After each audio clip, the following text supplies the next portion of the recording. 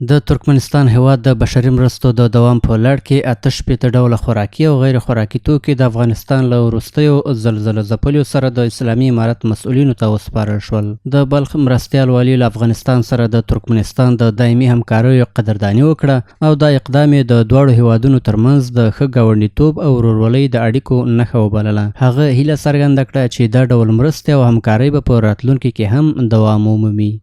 به همین زلزله زدگان و به همین آواره و به کسانی که زخمی شده و شهید شده و اتاق جایش و ویران شده، این از متضررین است. به این کسی که مسلمان حقش است که برای مسلمان منفعتش و خیرش برسه. این قول پیامبر است. از خاطر که خیلی تشکر میکنیم که اینا به ما همکاری کردن و کمک رساندن.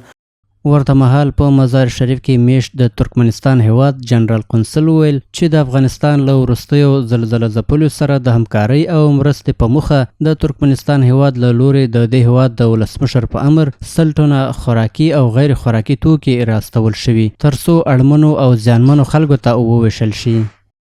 این کمک از چیز الباس هستند، ادویه هستند، برای اطفال خوراکه هستند و دیگر چیزها هم هستند.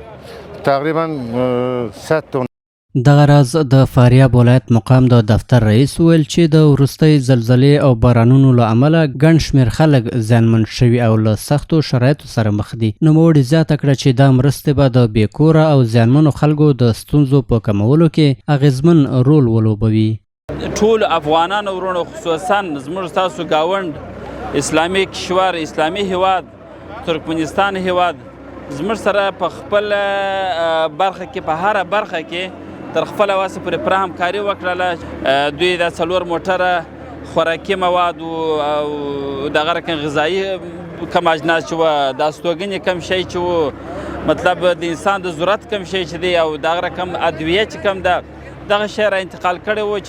باید وویل شي چې د وروستۍ سختې زلزلې له امله چې د هیواد په شمالي ولایتونو په ځانګړي ډول په بلخ او سمنګان کې رامنځته شوې وه 19 تنه پکې شهیدان او څه باندې 10 تنه ټپیان شول او دغه راز زرګونه استوګنځي په نسبي او یا هم په بشپړه توګه نړېدلي او ترڅنګ یې په پراخه کچه څاروي هم له منځه تللي دي.